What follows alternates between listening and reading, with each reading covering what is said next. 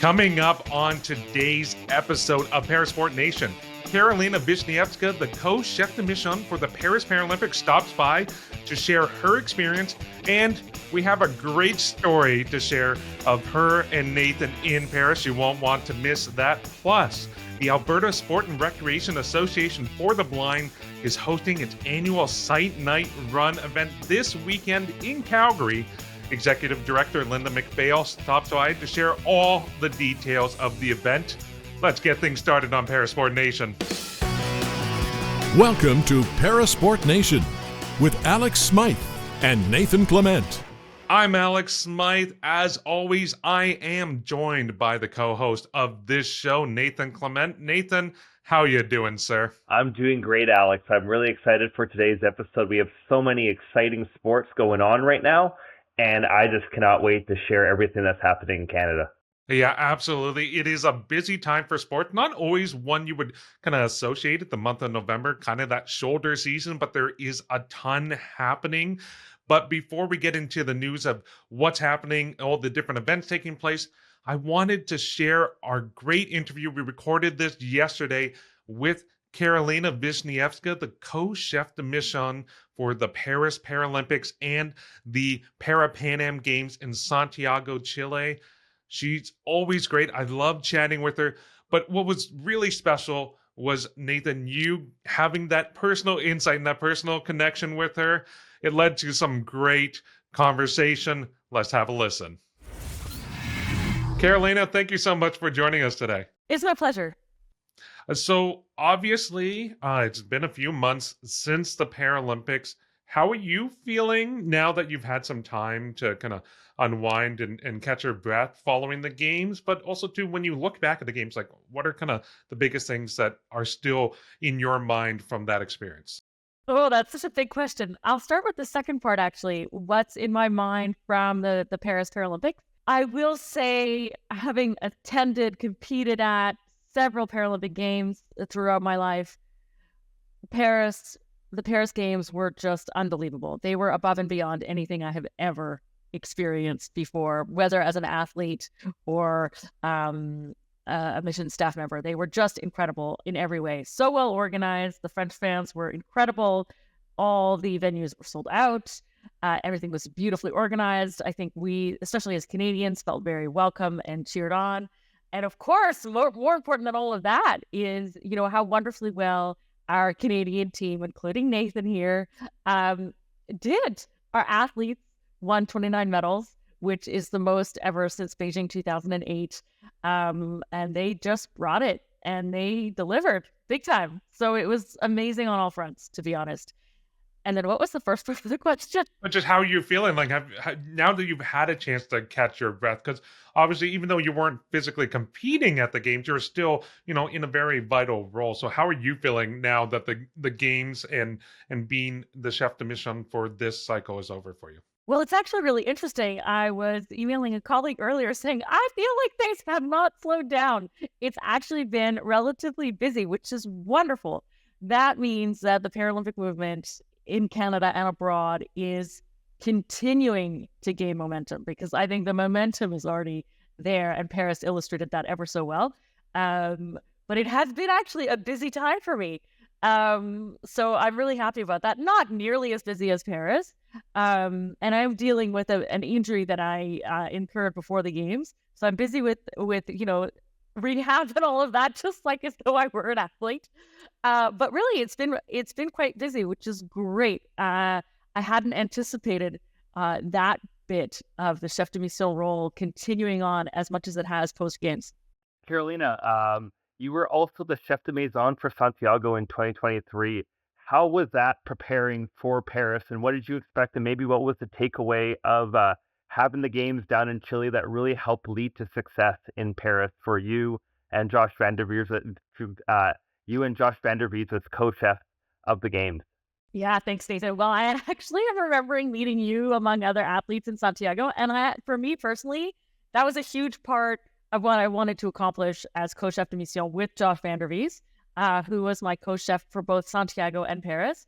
I will say Santiago also, in my mind, were excellent games. Very, very different from Paris, But from a co-chef perspective and from a Team Canada perspective, in terms of figuring out the lay of the land, figuring out how Team Canada works, getting to meet athletes face-to-face and in person at the games in, let's face it, generally speaking, a less stressful, less pressured environment is perfect. It's exactly what, in my opinion, the Canadian Paralympic Committee should continue to do on the summer side. I was a winter athlete. There are no Para-Pan Am games on the winter side because it would be like Canada and the US. That would be that.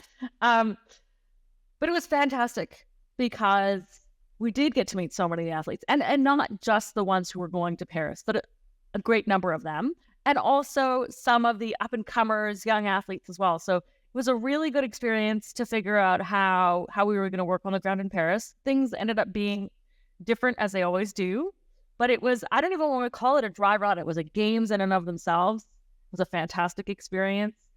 Quite a bit more relaxed from my perspective, but also really good, especially for Josh and I. We knew each other, but we didn't know each other that well.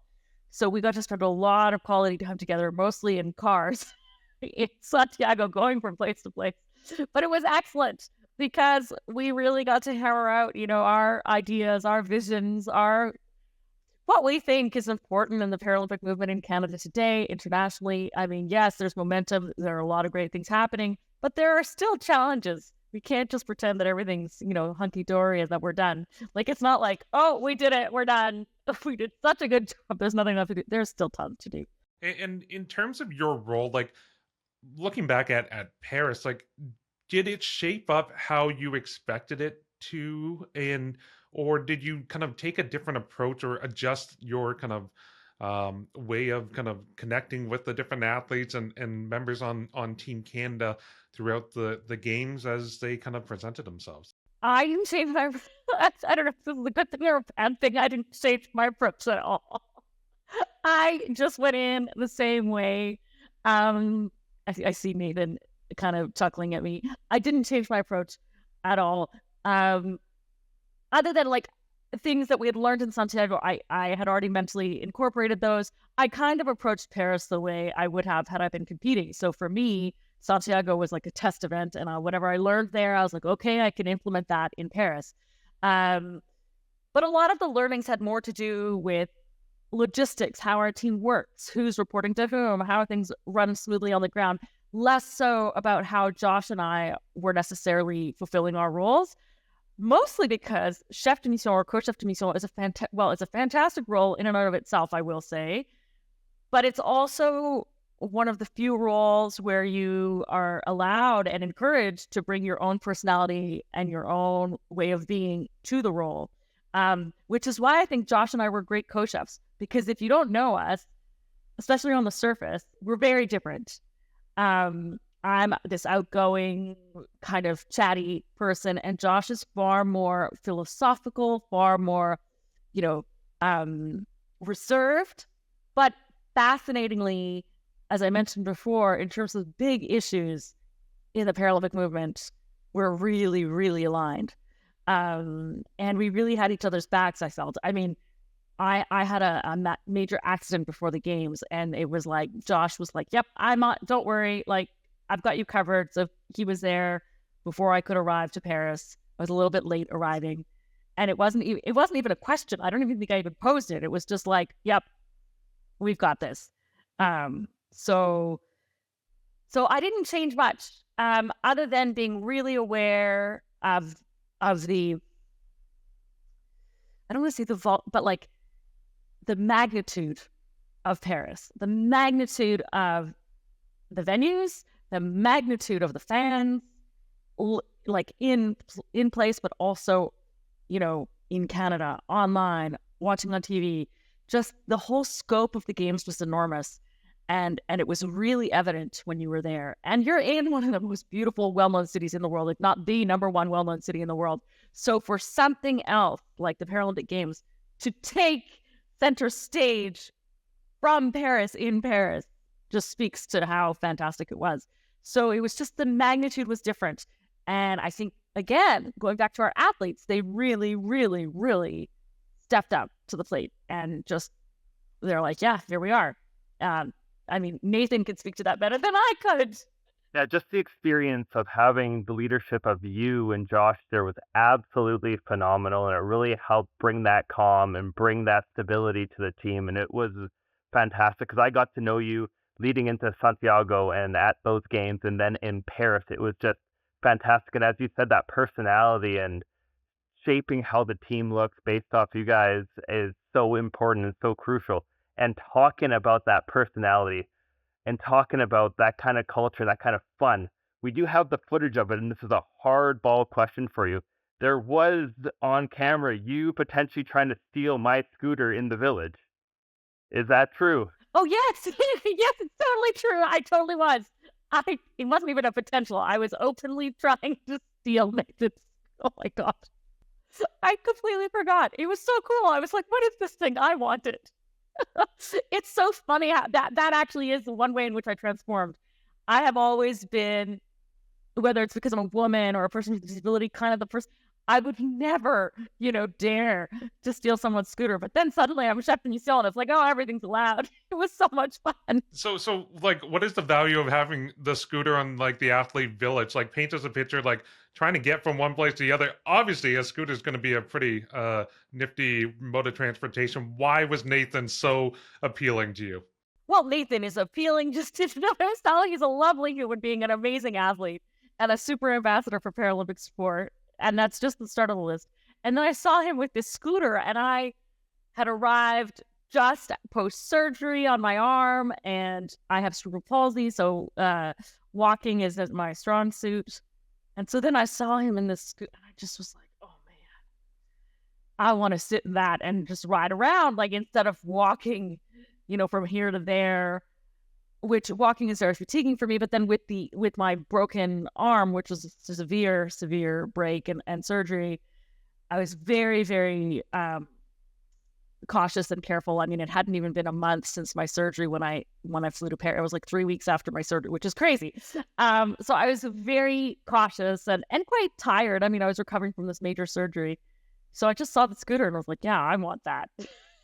I think that those were my exact words. I was like, oh, hey, Nathan, I want that. Where'd you get it? How can I get one? Well, one thing too, it seems like from talking not only to you, hearing Nathan's stories and some of the other athletes that we've had a chance to kind of chat with since the games or during the games, it seems like Paris presented an opportunity of fun. And especially in the past couple cycles where, you're dealing with this COVID games, it was a very different feeling. That Paris finally kind of was that first one where you're like, aha, we're back to having fun. Yes, everyone's competing hard, but you're enjoying it at the same time.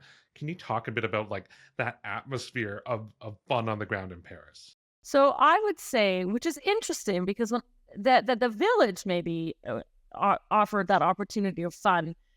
In terms of running into people in a scooter or with a coffee or with a Michelin-starred chef little meal thing.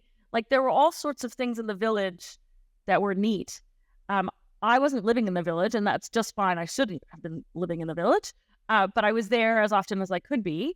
And I think the reason a chef or a co-chef shouldn't be living in the village is that it is that place where athletes it's where they sleep, it's where they recuperate. And if they feel like it, it's where they go and scoot around and have some fun and eat some nutritious food or some interesting food that a Michelin star chef may have made in a little small bite. There was the stand that I didn't learn about till halfway into the games. There were these Michelin chefs, and every day at 3:00, I think it was, they prepared these little bite-sized things for people to try. So that was the fun. And of course, it's fun to be a fan in the stands, but I never felt like just a fan in the stands. I was like, no, you don't understand. Like, I felt like my life was on the line. I took it very seriously. But for sure, there were some venues that I was in, and they did a fantastic job of getting, especially mostly the French crowd, into the vibe with songs and things. I mean, I still have the Champs-Élysées song stuck in my head. So there was a lot of fun to be had. But on the field of play, on the basketball court, the like on the road, on the bike, etc. Other than the usual fun that you have as an athlete, that's not where the fun is being had. That's where the competition is happening. So it's all the stuff around that's wonderful for spectators and for chefs de mission and for family and friends. But the reality remains, and maybe I'm a little too hardcore about this, is that, and people forget, the Paralympics are just like the Olympics in the sense that these are the best athletes in the world in their sport, period, who have competed and trained their entire lives to get there, period. And so it's a huge honor. It's a huge big deal to watch athletes from around the world, and particularly Canadian athletes, excel in that particular arena. And yes, there is fun to be had. But I don't know.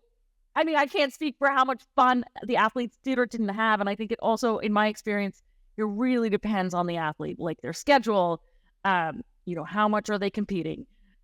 How did they perform, and how does that impact them personally? And also just, their personality. Some people are,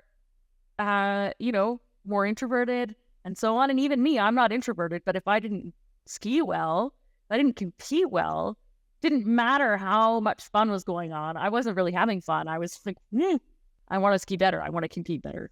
That was fantastic.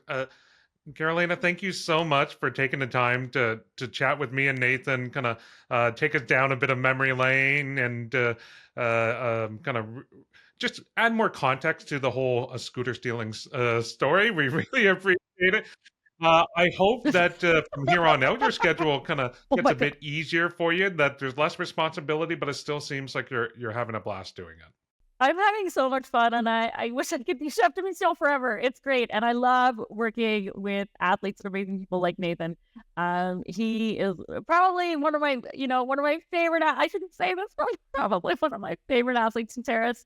Obviously, I feel so comfortable around him, comfortable enough to be like during the Paralympics, being like, I want to steal your mode of transportation. I mean, what kind of a chef de mission is that? I don't know.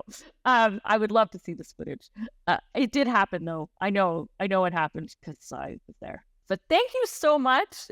Great to see you both. And yes, hopefully we'll see you again. Absolutely. That was Karolina Wisniewska, the co-chef de mission for the Pan Am Games in Santiago, Chile, and the Paralympic Games in Paris.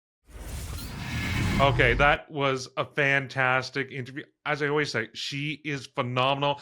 Every single time I chat with her, I just have to smile because she always seems to be smiling. She always has this energy. But Nathan, we have to talk about the scooter. Like, first off, like, amazing that your chef de mission just decides to try to take it for a spin and you got it on camera. But what was it like to kind of have that scooter available and then to see her just try to take a spin at it? I thought that scooter was gone. The moment she got on there, I thought she was going across the village and I was never going to see that one again.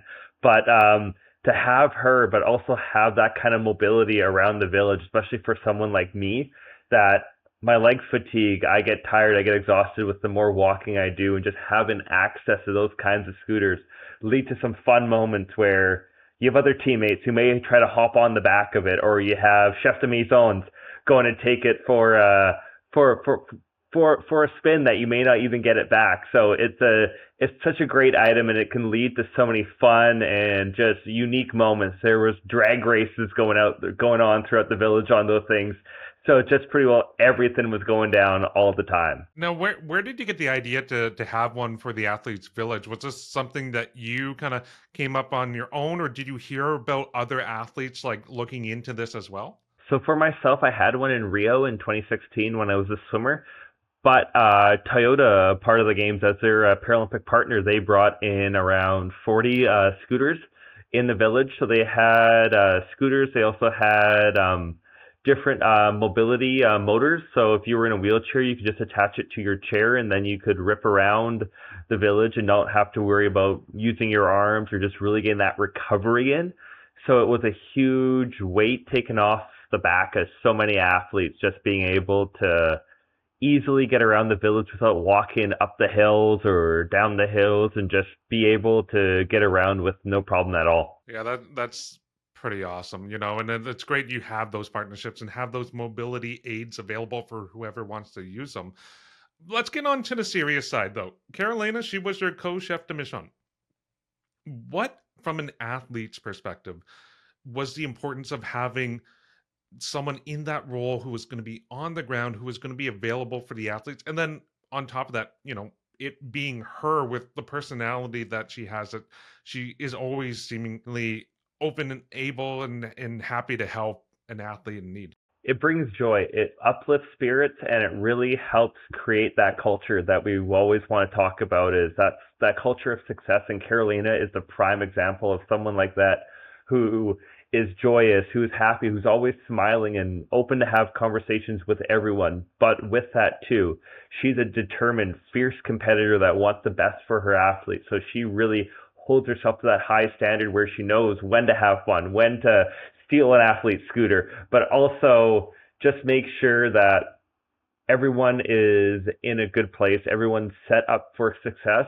And that's one of the things where her and their skiing background to now, she is just an incredible leader in sport and is one of those shining examples of what's possible in your sporting career, but also stepping outside of your sporting career to really make a difference for that next group, that next crew of athletes. And it's just incredible to have people like her, but also leaders in the sports community like her. Yeah, absolutely. And I always found that like chef de mission, it's one of those like jobs and roles where it doesn't really have like a true defined like role or responsibility, but it's so vital at the same time. It's like there may not be the clear like definition of this is what they need to do. Every single person who steps into the role is going to be a bit different. But like, how did you view the role in as an athlete? Like, where did you see that as like playing a role in supporting the team while on the ground in Paris? It's a space, and it's a place where the athletes feel heard.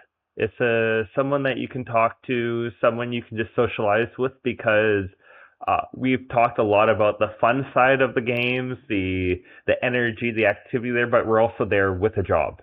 And our job is to perform and be the best athlete that we can be. And sometimes it's great to have someone like that where you can just turn the brain off for a second, not have to worry about being the athlete, and just have a conversation with someone and just have that light-hearted discussion that sometimes you need, but also have someone there in case you're going through a tough time, in case you're really struggling. You have one resource and one person you can quickly speak with just to help alleviate some stress, just to help realize what's important. Because even with Josh Van Der Bees, he's a Paralympic medalist himself, and you have two people there who have won medals at games, who have that experience and just have that knowledge on the athlete side, but also on the governance, the mental performance side, that is so key and so vital, that they understand that we want to have the best experience possible for the athletes. But the athletes here are to perform first and foremost, but in that process, you can also have fun. You can enjoy, you can goof around,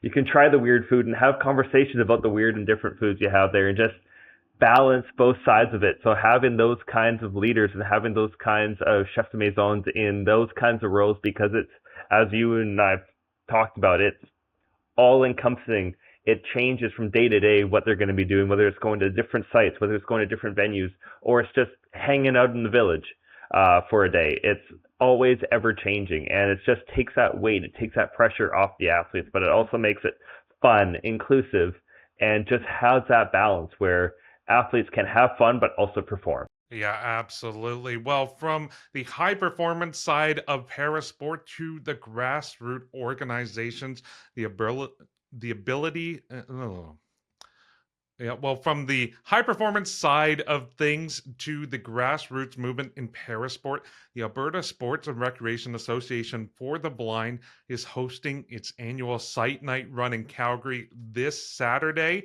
It's going to be a great event. AMI Audio Live is going to be broadcasting from the event with yours truly, doing some commentary, interviewing just different folks from the organization and participants there. But we wanted to get a bit of a taste of what to expect. So let's welcome in Linda McPhail, the executive director with ASRAB, who has more. Linda, thank you so much for taking the time to chat with me today. Oh, I'm looking forward to it. Thank you for having me. So for someone who doesn't know or isn't aware of Sight Night, like what's the goal of Sight Night and the different events that ASRAB is putting on? Well, the Site Night event in particular, it's got three main roles. We do it as a community engagement piece to gather all the members of our community together in one place, because they do a lot of different activities on their own, whether it's goalball or outdoor events. And so this is the chance for everybody to come together. And it also serves a really great promotion piece for us because it is advertised widely through the running community. So hopefully a lot of people get to know about us and can refer people with low vision to us to become potential members. And then, of course, there is a fundraising aspect to it where it does help us raise funds to support our programming for the year. And so for the weekend coming up, it's taking place in Calgary. You've already had events in Edmonton and in Lethbridge, I believe. So And Red Deer. And Red Deer. So what can people expect from the event coming this weekend in Calgary? This weekend, we're really looking forward to it. It's a new venue for us. It's going to be a beautiful course. It's along the reservoir and through a park, and we'll be having a real community promotion, and it'll be fun. And we'll have little speeches. We're going to celebrate our honorary chair, Jerome Sylvani, who is been a member of ours for almost 10 years, and involved in all of our different activities. And I think it's just, it'll be a great gathering for people, both physical activity for people of all abilities, as well as a little bit of background on what ASRAB is, and some snacks and socializing to follow. Who doesn't love that? Where can folks go to find out more information about the event and the work that ASRAB is doing in the region? Our website, absolutely, Alberta Sport and Recreation Association for the Blind, but it's asrab.ab.ca. And we've got all of our program activities there, background of us, about Site Night. So yeah, everything is there. That's awesome. And AMI will be there as well. I'm going to be flying in to cover the event for an AMI Audio Live special coverage broadcast. So I'm looking forward to catching up with you in person, meeting all the great ambassadors, the other volunteers and participants. It seems like it's going to be a real fun night, so I can't wait for it. Thank you so much for taking the time to chat with us. Oh, thank you for having me, and we look forward to everyone. And the weather is supposed to be awesome, so we hope everyone comes out. Yeah, that's not a guarantee in Alberta for November, so we'll definitely take it. Thank you, Alex. Thank you. That was Linda McPhail, Executive Director with ASRAB, promoting Site Night this weekend in Calgary. Now let's find out what else is taking place over the course of the next little while with the PSN Update with Nathan Clement. Now the PSN Update. Get ready for a jam-packed weekend as Canada begins 3 major tournaments. On the court, Canada's U23 wheelchair basketball team is set to face Japan and Spain at the Kitakyushu Champions Cup. All matches can be streamed on YouTube on the Kitakyushu Champions Cup page. From the hoops to the wheelchair rugby court, the U.S. Developmental Invitational kicks off this weekend, with Canada playing 3 matches against the United States and Great Britain. All games can be streamed on YouTube at the Lakeshore Foundation page. On the pitch, Canada faces off against Brazil in the International Cerebral Palsy Soccer World Cup, where matches can be streamed on the IFCPF YouTube page. And that's our Parasport Update. And that is the end of the show. It's another jam-packed episode coming up on Tuesday. We will have some footage from Site Night, but until then, take care, and we'll see you next time. Thanks for tuning in to Parasport Nation. Like and subscribe to the channel to follow us now.